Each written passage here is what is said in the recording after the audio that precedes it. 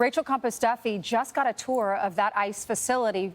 She was there. She called over there. They said, come on over and we'll take you through it. She's live there this morning. Hey, Rachel.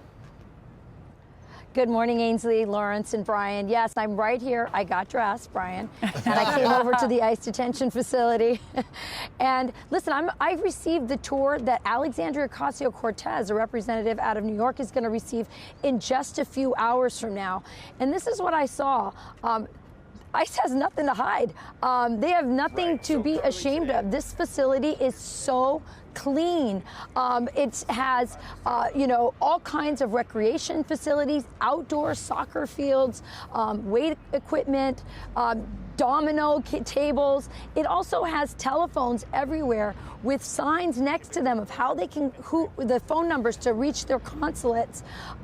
It also has legal facilities, computer, webcams. Their doors on the bedrooms, on the places where they sleep, aren't even locked. The facility is actually looks like a high school. It actually looks better than a lot of high schools, and a lot of our own prisons for American citizens could take a lesson from this facility. In fact, the director of ICE, who took me around, he told me, Todd Lyons told me, that they can't even contract with state and local prisons and facilities. They have to use private facilities because their standards are so high, and it's just too expensive for them to retrofit their facilities to put the ICE detainees in. So that's the lowdown on that.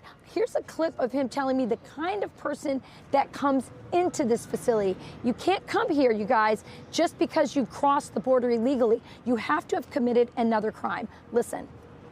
The person who ends up in this facility is not just that they crossed the border illegally. No. You've had to have done more than that, correct? Right. So currently today, as we're walking through here today, there's 152 detainees. 75% of those have committed crimes, been convicted of crime, or have pending criminal charges.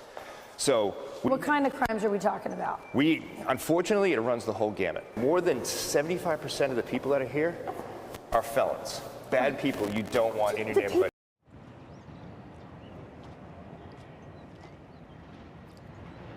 Yeah, guys, more proof that, Democrats just love to defend the worst kind of illegal immigrants. So these are rapists, murderers, people accused of burglary and other felonies. Here's another thing that I found really interesting. Everywhere you go, in Spanish and English, there are signs up that say, do you want to go home? ¿Quieres ir a tu casa? And it gives you a phone number that you can call to self-deport. Or you can also just tell somebody in the facility, hey, I'm ready to be done with this. I just want to go home to my country. If you do that, the American government through ICE will arrange within 48 hours a free flight and $1,000 so you can get out. So the idea that they are here with no agency, that they are being, detained with no choices, that's not true. They have a choice to self-deport, and they make it really easy. Rachel, I'm just curious, and this is the director for all of ICE in the country, and I know you were there touring this facility. But how does the director feel about the Democrats defending the criminals that are in that facility that you were in and not defending the people that they're victimizing on a day-to-day basis?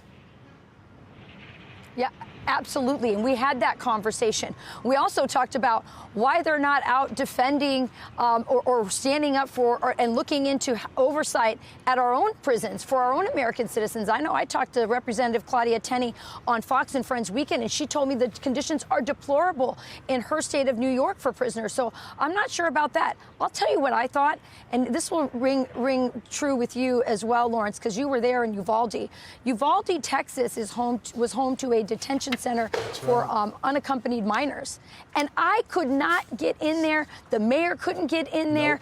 Members of Congress had difficulty getting in there. They didn't care about the most vulnerable people who come over the border. And they didn't ask for DNA tests. By the way, Democrats didn't for those vulnerable children who came across the border. But they're outside of this facility making a ruckus, causing trouble, assaulting police officers for what? For rapists, murderers, and other criminals. It's ridiculous. Okay, Great Rachel. job, Rachel. Yeah, thanks for getting up early and going out there. You got it. Yep. It's interesting that they have the consulate's numbers right on the phones. They don't lock the doors so that they can move around.